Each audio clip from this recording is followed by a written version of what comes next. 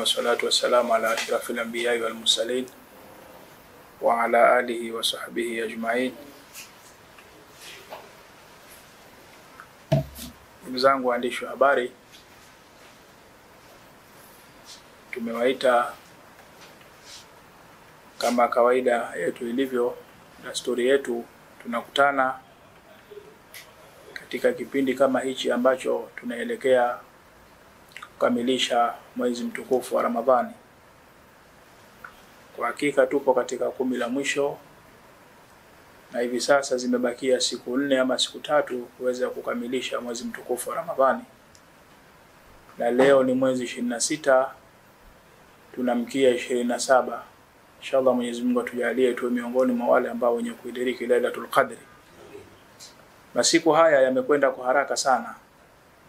Na yale ndio ile Mwenyezi Mungu aliposema ayyama ma'dudat. Masiku hayo mlioambiwa mfunge ni siku zenye kuhesabika, 1, 2, 3 mpaka tumefika 10, tumeingia 20 mpaka leo tuko 26. Kwa hakika tumuombe Mwenyezi Mungu atakabalia amali zetu zote tulizozifanya katika mwezi mtukufu wa Ramadhani, na atujalie Mwenyezi Mungu tuwe miongoni mwa wenye kupata rehema zake katika mwezi mtukufu wa Ramadhani.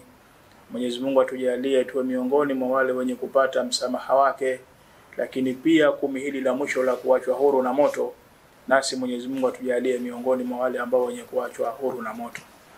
Ndugu zangu waandishi wa habari, taarifa yetu ya leo ni fupi, ambayo sasa tumeitana kwa ajili ya kupeana taarifa mara baada ya kumaliza mwezi mtukufu wa Ramadhani. Tunakabiliwa na sala ya Idi. Taarifa hii kwa umma, ndugu wananchi na ndugu waandishi wa habari, ofisi ya Mufti Mkuu wa Zanzibar inawaarifu waumini na wananchi wote kuwa siku ya Alhamis tarehe 20 April 2023 itakuwa ni mwezi 29 Ramadhani mwaka 1444 Hijiria. Ikiwa siku hiyo, kwa maana siku hiyo Alhamis, mwezi utaandama, siku ya Eid al-Fitr itakuwa siku ya Ijumaa tarehe 21 2023. Na kama mwezi hautaandama Ijumaa tarehe 21, na kama mwezi hautaandama Ijumaa itakuwa ni mwezi 30, na funga itaendelea na siku kuu itakuwa siku ya Jumamosi tarehe 22 Aprili 2023. Aidha, ofisi ya Mufti Mkuu wa Zanzibar inawaarifu waumini na wananchi wote kuwa sala ya Eid al-Fitr kitaifa, kwa kutegemea kuandama kwa mwezi kwa mwaka huu, inategemewa kusaliwa katika viwanja vya Maisara mnamo saa 1:15 za asubuhi kama hakutakuwa na mvua.